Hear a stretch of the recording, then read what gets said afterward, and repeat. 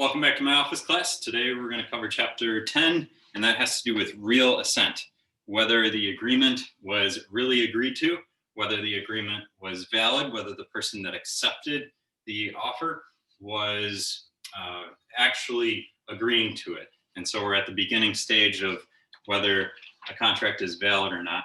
And we're going to talk about compulsion first in 10.1. There's three types that the court's going to recognize. The first is physical duress. That's rare. Someone pushing you, someone literally using physical force on you to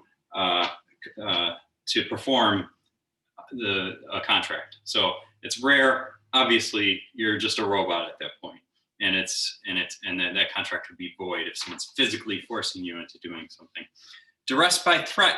That's a little more common. Think about having a gun to your head. Now, someone's not actually using physical force, but there's a very real threat that you're going to die if someone actually carries out what they're threatening to do. So under those circumstances, that's not a valid contract. That's not real assent. More common is undue influence. Okay, so that's similar to those types of things. It's not physical duress. It's not a threat, but it's recognized as a milder form of duress, undue influence. And the restatement second defines that as an unfair persuasion. The victim is under some domination by the person who's persuading them. And they're going to look at signs of that have to do with positions of trust, power, or isolation. For example, what I see a lot is when people do a will or a power of attorney or end of life planning for someone, and they might be the caretaker for the person, and they end up with all the assets in the will, or they end up with power of attorney over the person's checking account, and the rest of the family says, you know what, that person exercised undue influence because they were isolated from the rest of the family, or they didn't have access to talking to an attorney, for example, so they accuse the person of undue influence, and sometimes that is the case. And it's a shame to see that. On the other hand, sometimes family members will let one person in the family be the caretaker, and they don't necessarily visit the family member. And of course, then that's not undue influence. The person who's the caretaker for the person who needs the full-time care is going to reward the person who makes the sacrifice to take care of them with their assets. And sometimes, so when I do a will, and that's the case, I make it very clear in the will that the person is of sound mind and they're making this decision to leave out other family members deliberately because the caretaker is giving them, making sacrifices to take care of them. So that to avoid this claim of not real assent, that's something that I do in my practice. Now, moving on to 10.2, we're talking about misrepresentation. So, how can you say that you agreed to something when someone misrepresented something to you? That's not going to be a valid contract. So a statement of fact that is inconsistent with the truth, that's the definition here. And there's different types of this. It can be fraudulent, so fraudulent misrepresentation can be a crime like we covered in chapter 6. So in business law, once again, we're seeing that there can be crimes, the crime of fraud. Those are the most, egregious of misrepresentations, and it involves three characteristics. Fraud is going to involve three elements: misstatement of fact, that it's intentionally made, again, we're talking about proving intent, and that it was justifiably relied on. So someone was duped, and it was reasonable for them to rely on an intentionally made misstatement of fact. All right, now, there's different kinds of that. There's concealment. I've talked about, someone selling a home, and there's a leak that is clearly visible to the naked eye, and you don't need an expert to see it. And what they do instead of fixing it, because it costs a lot of money to fix it, is they pass along to the seller, and in preparing for the inspection, they just cover it with a layer of thick sealing paint, and it seals the leak temporarily. But then the seller takes possession of the home, and they've got a $10,000 problem. Well, that's a an example of concealment. It's a misrepresentation of what they're buying. And, I would argue that would possibly raise to the level of fraud if it was intentionally made, justifiably relied on. And, if there was it's essentially a misstatement of fact that there's no, when you buy a home or you sell a home, you sign documents that say there's no known defects that are substantially impairing the performance of the contract or the condition of the home. You swear that the condition is the way you've been representing it. So it would be a misstatement of fact if you sign that knowing that there was this $10,000 repair that needed to be made. Another example is non-disclosure. So we've got concealment and we've got non-disclosure. Non-disclosure would be, something where you didn't need to conceal it. You didn't need to put a layer of paint on. And we're going to talk about cases where there maybe was a well-known murder. We talked about this in class. A well-known awful murder, or there's, alleged, there's an example in the book. I call it the Reader's Digest case, Stimbovsky versus Ackley. That's in 10.2 under non-disclosure.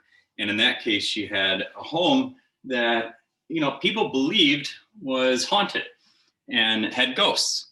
And so it seems strange that a court would rule that the fact that people believed that there were ghosts in a home was a legal claim of non-disclosure. But if you look at that case, what happened there was not only did people believe that there were ghosts in that home, but the owner, the sellers, the people who sold the home actually made money off publishing stories in Reader's Digest that their home was haunted, and they had these ghost stories in Reader's Digest.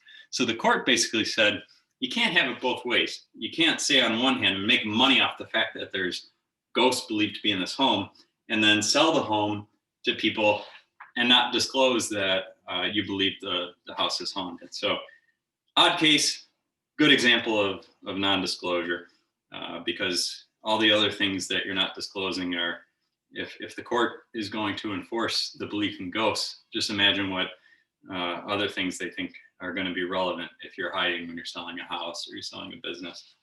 All right, statement made false by subsequent events. A little more complicated. The example in the book is, someone says, oh, I got these 30 acres out and it's the most beautiful place on earth. And then there's a survey and it turns out it's only 27 acres. The person rounded up to 30 acres. That's a possibility where that could be a misstatement. Statements of opinion, if those are, so the rounding isn't going to be probably that big of a deal. Statements of opinion, not big of a deal. It's usually inconsequential. So for example, if someone says, I'm selling these apples and they're the best apples in the county, and then you buy the apples and you find out there's better apples down the street. Well, it's just a statement of opinion. So a court's not going to find that to be fraudulent or a relevant misstatement of fact. Then we've got misstatements of law. And similarly, those are inconsequential unless they're made by a lawyer or an agent or someone who should know better. So the example in the book is someone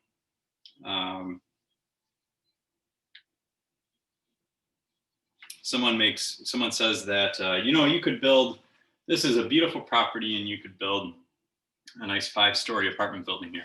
But that person doesn't know that the property is zoned and you can only build up to 2 stories. So if someone buys that property based on someone saying that, it's generally inconsequential. However, if an agent does that, we've talked about how important the laws in a well-regulated state like New York are about brokers and agents.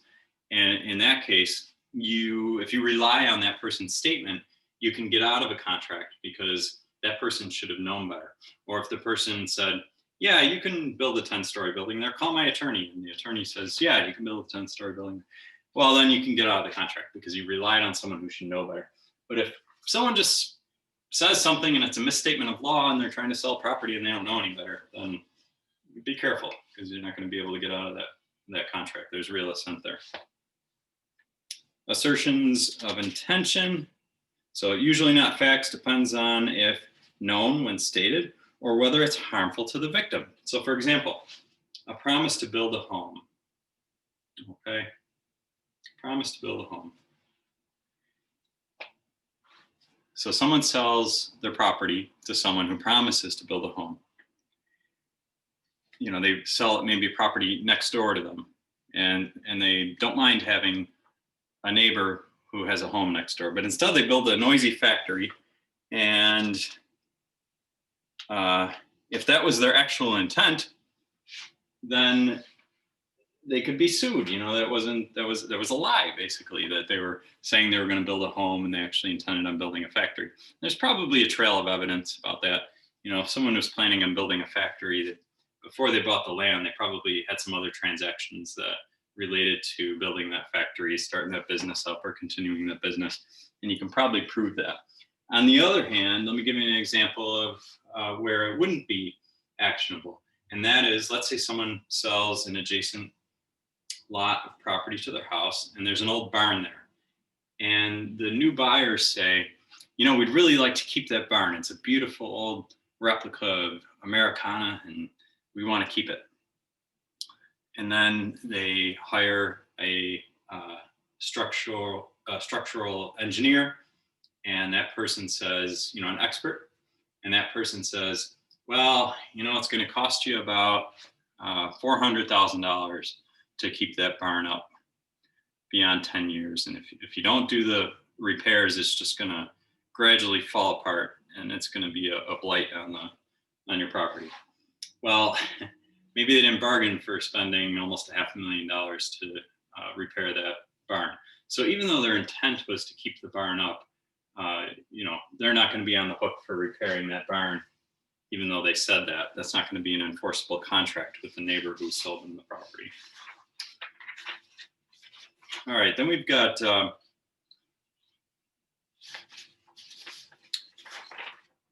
misstatements of fact, or misstatements that are intentionally made as misrepresentation. So if the maker intends his or her assertion to induce a party to manifest his or her intent, and the maker A, knows or believes that the assertion is not in accord with the facts, B, does not have the confidence that he or she states or implies in the truth of the assertion, or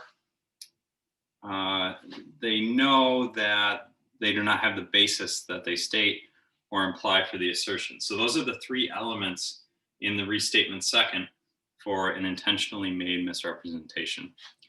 Now, then we're going to talk about the concept of reliance. So the victim acted in good faith on the false representation.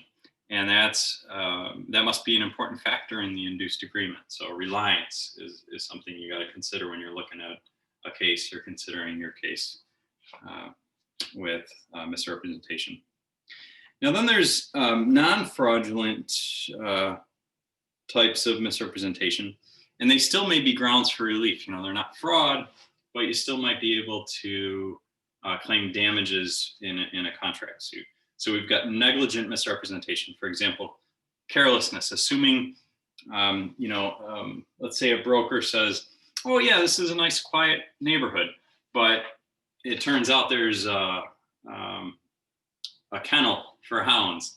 Well, you know, if you've ever been around hounds, they can be quite loud.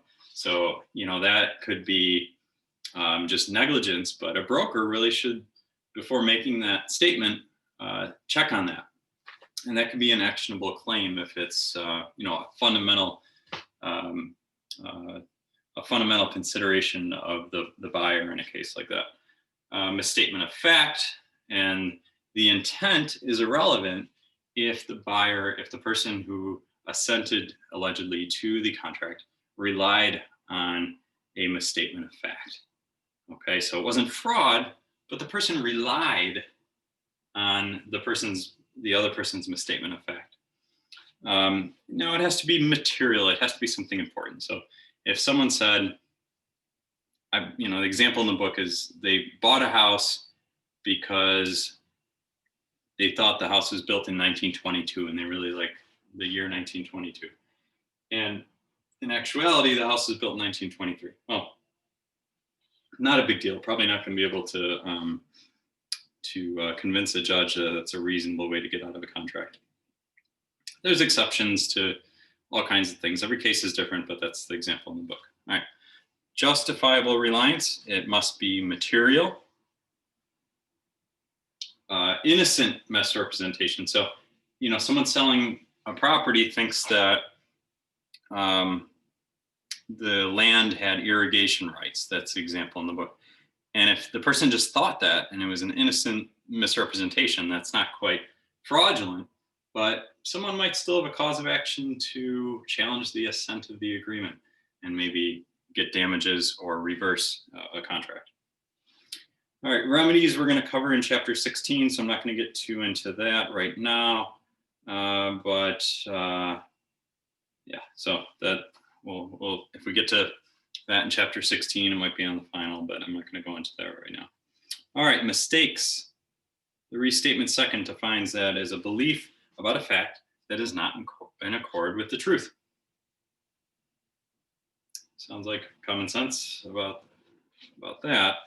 Now, a mistake by one party is going to be different than a mistake by both parties. So a mistake by one party, we call that unilateral. We've already discussed that. And it's generally not voidable. So for example, if someone buys a dress at the store and it doesn't fit them and they brought it home. This is especially interesting now during COVID times because I went to TJ Maxx recently. That's where I like to buy my clothes. And you can't go in the dressing room to try on clothing. And I used to go, I'd take like 10 things in the dressing room and just have a fun time shopping. Now you can't do that anymore. So because they don't want to have to clean up after everyone. So now if I buy something at TJ Maxx, the risk is on me. They don't have to accept something back because I thought I have a 32 waist and maybe it's more like a 34. That's on me. So that's a mistake by one party, and that's generally not going to be voidable contract. Now, there's exceptions when one side knew or should have known, and we're going to get into that. When this becomes clear to you, it's going to be fascinating about how agreements are made in contracts and when people are allowed to trick people and when they're not legally. To me, it's fascinating. And then you learn as a business person who you can trust and who might be trying to take advantage of you. All right, a mutual mistake. Mutual mistake, you can get out of that kind of contract generally, okay? But the victim in that case must prove 3 important factors. One is that the mistake relates to a basic assumption on which the contract was made. So for example, we've got the cow case, we'll call it. And in that case, the defendant refused to turn over the cow.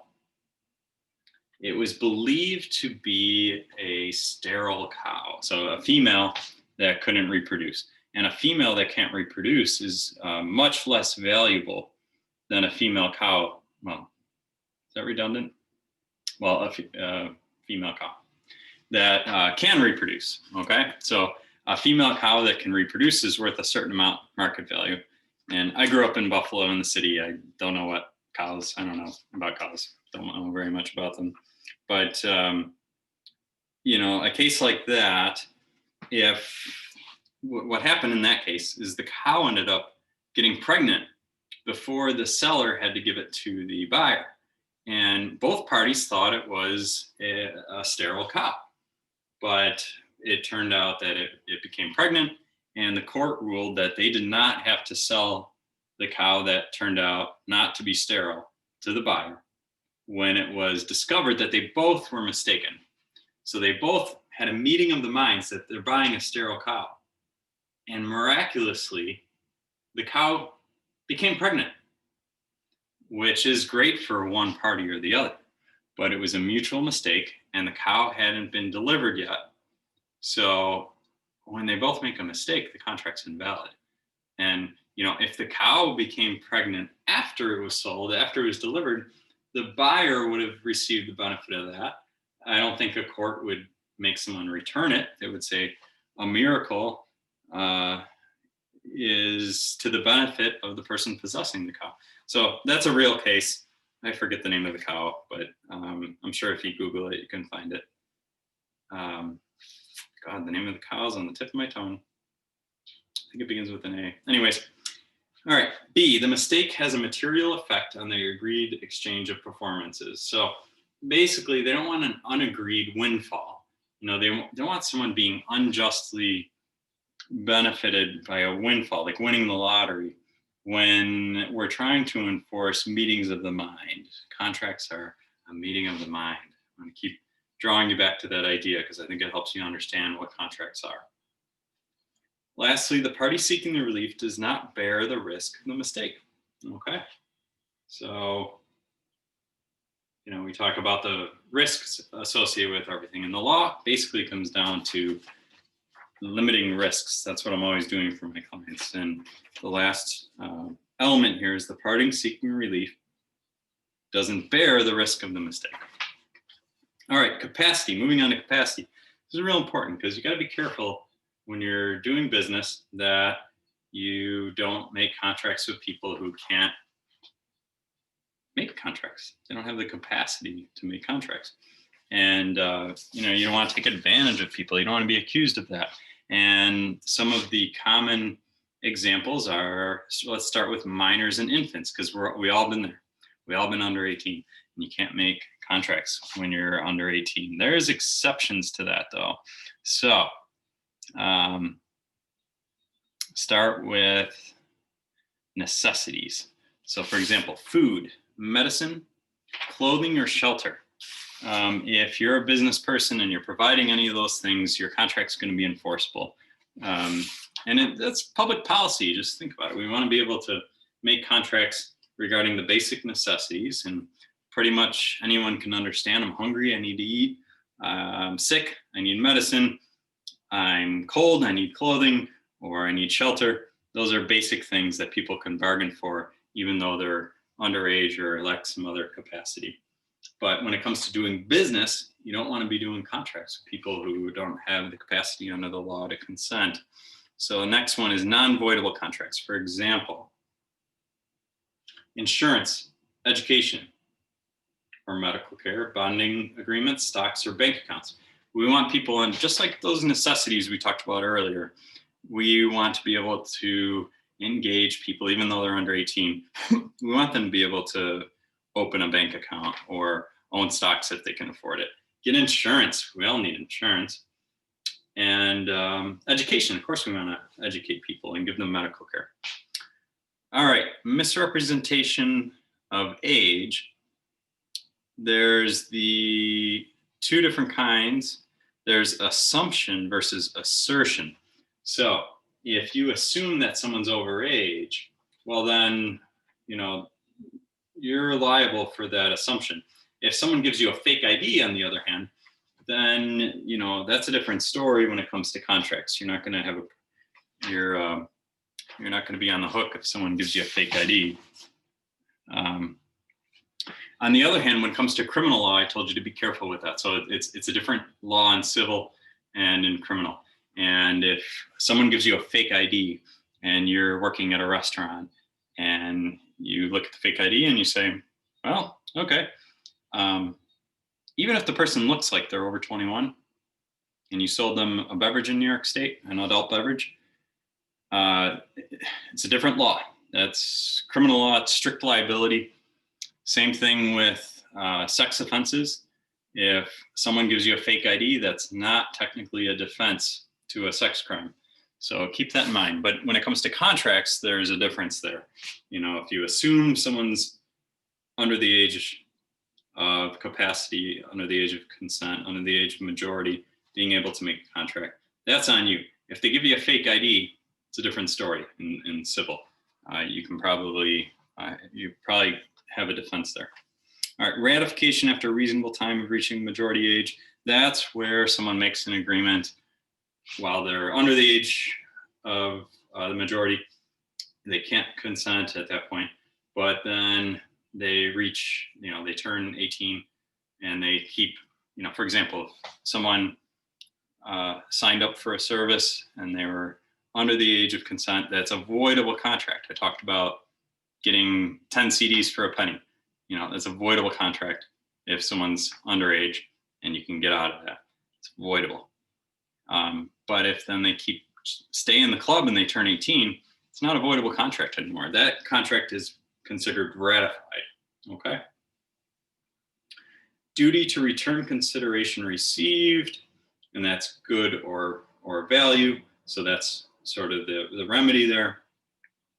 And then there's a tort connected with the contract. For example, a minor is said to be a competent mechanic paid $500 to fix something. Then the engine is damaged in excess. Okay, so if you hired a kid next door to fix your car, and you paid them $500, and it turns out they don't know what they're doing, and they cause $5,000 worth of damage to your vehicle, you can still recover that $500. Okay, but you're not going to be able to recover $5,000 because that person was underage. They can't take on that risk like a mechanic could. You could sue a mechanic if they cause $5,000 to your vehicle, but not someone who's underage. Mental illness, similar kind of thing. If you knew or should have known, it's generally voidable. Okay. And then we've got intoxication, which is a bit more complicated. We talked about a case involving the sale of property. I guess it's going to be a little bit later, but intoxication is a little bit complicated. Just public policy. Courts don't want to let people just get away with making contracts and getting out of them because they got drunk. So they're going to look at 4 factors. Was the other party aware? So awareness by the other party. Inducement. Did the other party get the person drunk or whatever, under the influence of whatever substance it is? Then they're going to look, was there inadequate consideration? Okay, now we're going to talk about consideration in, I think it's the next chapter. Exciting. I look forward to that. Rarely do courts look at the adequacy of consideration, but this is an exception. If intoxication comes up, the court will visit that as one of these 4 factors, not completely. It's just one of the factors that they'll consider. And I mentioned earlier, intoxication is a disfavored defense as a public policy because we don't want to reward drunken behavior and let people get out of contracts. All right, cases. The first one has to do with undue influence. This is Hodge versus Shea, and we're in South Carolina in 1969. And by 1969, doctors aren't making house calls anymore. Not normally anyways, but they are in this case. This doctor is has a friendly relationship with this client, a 75-year-old patient. And this 75-year-old patient is basically, like I talked about earlier, his family's not paying a lot of attention to him, and his doctor is, and his doctor is getting paid. And this guy really likes Cadillacs, but he's maybe incontinent. And so, he's got issues. And this doctor is doing everything from taking out the trash to giving him financial advice. And eventually he sort of takes advantage of his patient, and he convinces him to sell a bunch of land below market value. And then the family gets involved and sues the doctor and says, hey, you're using undue influence. And you think of the concept of a conflict of interest. The doctor shouldn't be buying property from one of his patients who's going to his house and taking out the trash. That's just taking advantage of that relationship and the isolation that this guy has from his family. So the court invalidated that contract. Next case is Reed versus King. We're in California in 1983. and this is misrepresentation by concealment. I talked about a case earlier having to do with ghosts. This one's a little bit more realistic. And in this case, a mother with 4 kids was murdered 10 years ago in the house. It wasn't disclosed to the buyer. The buyer's from, somewhere where they wouldn't know about this happening. And then lo and behold, people are just drawn to this home and telling them all about the awful things that happened there. That should have been disclosed. Okay, that's the lesson. And we've mentioned it a few times now. All right, this case, kind of sad here. Misrepresentation by assertions of opinion. And we're in Florida in 1968. This case is called Vokes versus Arthur Murray Incorporated. And Arthur Murray Incorporated is going to come up again in another case later. This is some kind of chain of a school that teaches dance and singing and the theater arts.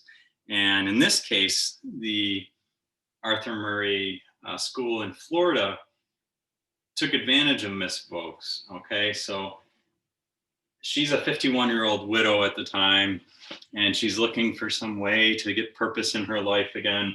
And she goes to I think she runs into someone from the school at a social function, and they say, you should really try taking some lessons here. And they take a little money up front, and let's see. They take a little money up front, and then they start giving her compliments, telling her that, you know what, you have everything it takes to be a world-renowned singer. You just keep practicing with us, and that, if you just invest in your talent, you'll be a great dancer and singer, and you just need our lessons. You're extremely talented. You just need to invest the money. And, they eventually get her to sign up for $31,000 worth of lessons. And that's about $250,000, about $250,000 in today's money that they convinced her to invest in their lessons. And, she can't get a gig anywhere. And it turns out that anyone not affiliated with the school doesn't think she's talented at all. So she sues, she loses at the lower courts, but she wins on appeal. I think what might have happened, the other thing is here, it wasn't just one person. They planted people throughout the school when she came in and had her lessons to tell her, someone would walk by and say, wow, you sound amazing, you're very talented. So it was like a conspiracy to get her to keep spending the money. And that, they paid damages out in that case. All right, last case is mutual mistake. And this is in the 80s in Idaho. We've got computers being invented, these huge computers that just take up a whole room. Everything that your phone can do, just imagine in the 80s, it took a whole room of a computer to do it, and it would take hours for it to compute just a little bit that you slide on your touch screen. So amazing. But back then, we've got Koenig International Corporation versus Spokane Computer Services. And we've got this young, well, I don't know what his age was, but his last name is Young, so that's kind of funny. I think I got it. The case opened up here. Yeah, David Young is the employee at Spokane Computer Services, and his boss tells him, we need to get some surge protectors. And surge protectors are these, strips that I've got them around here. I just don't want to unplug them because it'll get dark. I'll have to reset computers and stuff. But a surge protector is something that science isn't my strong suit, but basically it protects the infrastructure of the electricity that supply a building rooms from too much draw and the electricity short circuiting. So it's and they vary in price. You can get ones that are like $5 and you get a little bit of protection, or you can get ones that are super expensive and you get greater protection. And if you can imagine a computer that takes a whole room, it's going to need a really good, mechanically smart and expensive surge protector. So this company, Spokane Computer Services, sent David Young out to find some surge protectors, and he finds ones that range in price from $50 to about $200. And it turns out that none of the ones on the market, going to Walmart or Home Depot, or none of the ones that are available there are of the level of protection that this Spokane Computer Services needs. So he starts calling around to other manufacturers, other service providers, other contractors, and he finds ones that are great. They're far above what they need, or at least adequate.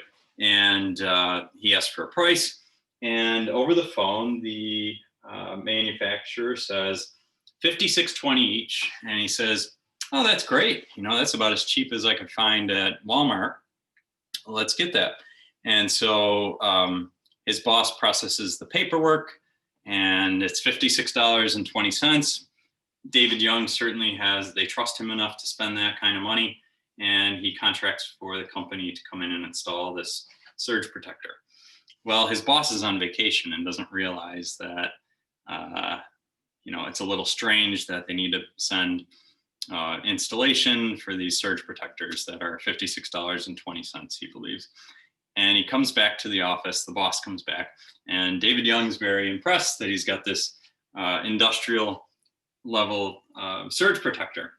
And the boss says, "No, get this out of here. This did not cost $56.20. Some mistake happened.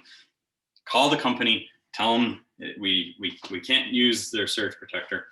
And the company says, "Oh, yeah, $5,620. That's what David Young agreed to on your behalf. You're stuck with the surge protector. The installation alone costs us a lot of money to put that in. So you're stuck with it. You owe us the money." They sue, and here's what happened. You had a mutual mistake, so it's not an enforceable contract. He listened on the phone and he heard $56.20, this David Young, and that's consistent with what he went to the store and heard. It's between $50 and $200. He thought he just got a decent deal for what he needed. The company, on the other hand, should have put that in writing. They can't just say $56.20 over the phone and expect the other person to not make a mistake, not be mistaken. So you had a mutual mistake. It's unenforceable. And the court, at the end of the case, quotes, again, this concept of the meeting of the minds. They actually quote Samuel Williston, the Cornell law student who came up with that term. And they say, "A statement of a party having superior knowledge may be regarded as a statement of fact, although it would be considered as opinion if the parties were dealing on equal terms." No, I'm quoting the wrong case.